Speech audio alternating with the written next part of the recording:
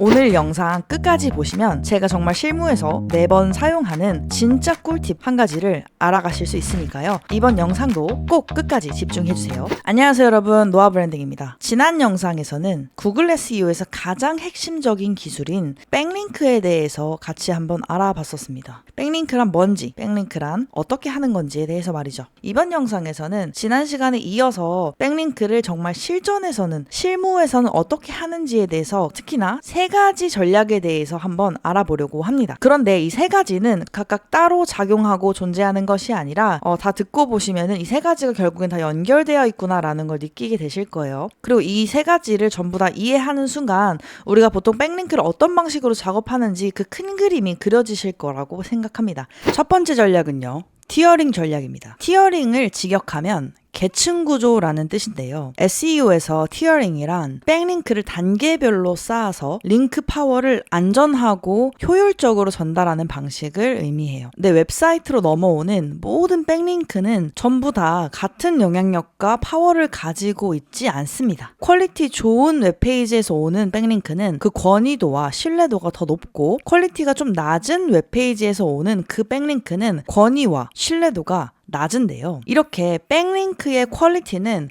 백링크를 보내는 페이지의 수준에 따라서 결정이 되는 겁니다. 따라서 우리도 백링크를 다 똑같은 백링크로 인식하지 않고 계층을 좀 나눠 두자는 건데요. 예를 들어 도메인 권위가 높고 깨끗한 도메인을 사용하는 유명 언론사는 티어 1으로 분류하고, 도메인 권위가 좀 낮고 스팸 위험도 약간 있는 사이트는 티어 2나 티어 3로 분류하는 것입니다. 이렇게 계층별로 내가 백링크를 받아오고 싶은 웹사이트들을 쭉 분류를 해두고 나서 그때부터 티어링 백링크 작업을 본격적으로 시작하시면 됩니다. 방법은 간단합니다. 먼저 가장 위에는 내가 상위 노출시키려고 하는 머니 사이트, 머니 페이지라고도 하는데 내 소유의 웹사이트가 있고요. 이 웹사이트에 직접적으로 백링크를 전달하는 것은 티어 1급의 고퀄리티 웹사이트여야 합니다. 그리고 퀄리티가 상대적으로 낮은 티어 2급의 웹사이트는 내 머니 페이지로 직접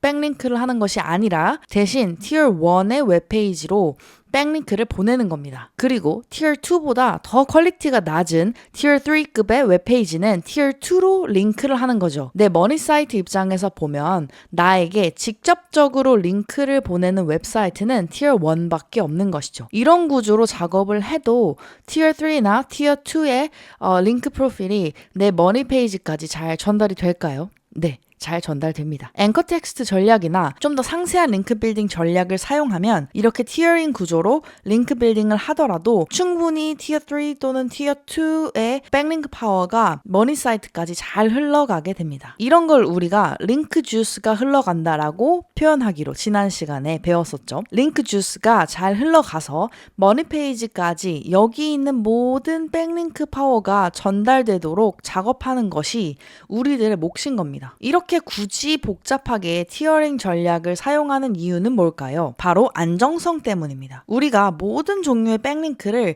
티어링을 하지 않고 내 머니 페이지로 직접적으로 백링크를 건다고 가정을 해볼게요. 그러다가 중간에 내 페이지로 링크를 걸고 있는 티어 3급의 퀄리티의 웹사이트에서 스팸 지수가 확 오르게 되면 어떨까요? 내 머니 사이트로 바로 연결이 되어 있었기 때문에 내 머니 사이트는 이 스팸성 티어 3급의 웹사이트에 영향을 받을 수밖에 없습니다. 링크를 끊어내는 것도 쉽지가 않고요. 그런데 이렇게 티어링 구조로 되어 있으면 티어 3 정도에서 스팸이나 페널티가 발생하더라도 내 머니 사이트에 직접적으로 링킹이 되어 있진 않기 때문에 상대적으로 안전합니다. 링크를 끊어내는 것도 상대적으로 쉽고요. 이렇게 안전한 링크 빌딩을 해서 결국은 내 머니 사이트를 지키기 위해서 우리는 티어링 전략을 사용하는 것입니다. 자, 그러면 여기서 질문이 하나 생기실 수 있을 텐데요. 아니, 백링크는 남이 걸어주는 건데 백링크 계층이다 뭐다 뭐 이런 컨트롤을 도대체 어떻게 한다는 거지? 여기서 등장하는 게 바로 전략 2번인 경매 도메인을 이용한 PBN 전략입니다. 먼저 두 가지 개념을 알아야 합니다. 첫 번째로 경매 도메인이라는 건 이미 누군가가 운영하던 사이트인데 갱신이 안 돼서 만료가 되거나 또는 중고시장에 나오게 된 도메인들을 의미하는 겁니다. 특히 이 도메인들 중에는 과거에 정부기관이라든지 언론사, 대학교, 기업 사이트와 연결돼 있었던 경우도 많습니다. 즉 이미 좋은 백링크 프로필을 가진 상태로 우리가 살 수 있는 도메인인 거죠. 두 번째로 알아야 하는 개념은 PBN입니다. PBN은 Private Blog Network의 약자로 쉽게 말해 여러 개의 사이트를 내가 직접 소유해서 이걸로 내 메인 페이지에다가 링크를 직접 거는 겁니다. 즉 백링크를요 셀프로 만드는 거죠. 이 PBN 블로그 웹사이트를 만들 때 경매 도메인을 활용하는 겁니다. 그렇게 하면 이미 좋은 도메인 건의와 이미 좋은 백링크 프로필을 가진 퀄리티 좋은 웹사이트를 내가 가질 수 있고 내 머니 사이트로 티어 1 또는 티어 2급의 링크를 보낼 수 있어지는 거죠. 티어 3나 티어 4급의 낮은 퀄리티 도메인을 구매해서 웹사이트를 더 많이 만드는 것도 가능합니다. 내가 구매하게 되는 경매 도메인의 퀄리티 수준에 따라서 어떤 티어에 활용할 것인지를 내가 선택하면 됩니다. 이렇게 여러 종류의 웹사이트를 내가 직접 소유한 상태에서 티어링 전략을 활용해서 체계적인 백링크 빌딩을 할 수 있습니다. 그런데 PBN 전략은 엄연히 블랙햇 SEO로 구글에서 엄격하게 금지하는 전략이라서요. 매우 신중하고 조심스럽게 접근하셔야 합니다. 최대한 안전하게 PBN 전략을 사용하기 위해서는요. 첫 번째로 도메인을 선택할 때 폐쇄망이 아니라 실제 운영 이력이 있는 도메인을 선택해야 합니다. 이전에 실제로 웹사이트로 운영이 되었던 것을 우리가 눈으로 확인을 하고 나서 도메인을 선택해서 구매해야 한다는 거죠. 그리고 구매하기 전에 백링크 프로필을 철저하게 검사해야 하는데요. 각종 툴들을 이용해서 이 웹사이트가 이전에 스팸성 뭔가 사이트로 도박이나 성인용 사이트로 활용됐던 것은 아닌지도 확인을 반드시 해야 합니다. 두 번째는요. 사이트를 구축할 때는 진짜 웹사이트처럼 운영을 해야 합니다. 우리가 경매 도메인을 구매하고 나서 이 도메인을 가지고 웹사이트로 만들 거라고 아까 말씀을 드렸는데 이렇게 만들어진 웹사이트는 그냥 백링크만을 위한 웹사이트로 활용하는 것이 아니라 실제로 뭔가 운영되고 있는 것처럼 보이는 것이 자연스럽습니다. 그래서 실제로 운영하는 블로그처럼 카테고리도 만들어 놓고 블로그 글도 주기적으로 쌓아주고 이미지라든지 뭐 컨택트라든지 이런 것들을 기본적으로 갖춰두시는 것을 추천드립니다. 그리고 컨텐츠 퀄리티도 AI를 활용해서 최대한 높은 퀄리티로 유지를 하면서 주기적으로 발행하시는 것이 좋습니다. 세 번째는요. 발식 링크를 잘 관리해줘야 되는데 구매한 경매 도메인을 가지고 웹사이트를 만들었어요. 근데 이 웹사이트를 구글이 와서 봤더니 백링크가 굉장히 많이 걸려있는데 이 링크가 전부 다 어떤 한 A라는 사이트로 걸려있는 거예요. 이 A 사이트는 제 머니 사이트겠죠. 이 A 사이트, 머니 사이트로만 계속해서 링크를 보내게 된다면 얼마나 부자연스럽겠어요. 그래서 이 웹사이트, 이 PBN 사이트를 운영할 때는 일부러 다른 웹사이트에다가도 좀 링크를 보내는 등의 자연스러움을 위한 작업을 좀 하셔야 합니다. 그리고 또한 우리가 앵커 텍스트의 중요성에 대해 지난 시간에 배웠었는데 이 앵커 텍스트도 최대한 다양하게 내가 꼭 상위 노출하고 싶은 그 키워드만 계속해서 노리는 것이 아니라 브랜드 키워드라든지 URL이라든지 다양한 앵커 텍스트 비율을 활용하셔야 구글 입장에서는 이 PBN 사이트가 의심스럽지가 않습니다. 네 번째는요. 네트워크 흔적을 차단하라 라고 되어 있는데요. 우리가 웹사이트를 만들 때는 도메인만 구매하면 되는 것이 아니라 이 도메인에 마치 우리가 핸드폰을 사면 통신사를 연결하듯이 호스팅 서버라는 것을 연결해줘야 하는데요. 이 호스팅 업체는 굉장히 다양합니다. 그리고 이 각 업체별로 각각 다 다른 IP와 네임 서버를 활용하고 있죠. 그러니까 우리가 PBN을 여러 개 만든다고 가정을 했을 때는 각각의 PBN 웹사이트마다 좀 다양하게 다 다른 호스팅 서버를 이용하시는 것이 자연스러워 보일 겁니다. 그래야 구글 입장에서는 뭔가 얘네들끼리 링킹 빌딩이 굉장히 잘 되어 있는데 이 웹사이트들끼리 이 웹사이트가 다 하나의 호스팅 서버로부터 온다고? 좀 의심스러운 거죠. 한 사람이 한 것 같이 보이니까요. 그래서 호스팅 서버는 최대한 다양하게 분산시키는 것을 추천드리고요.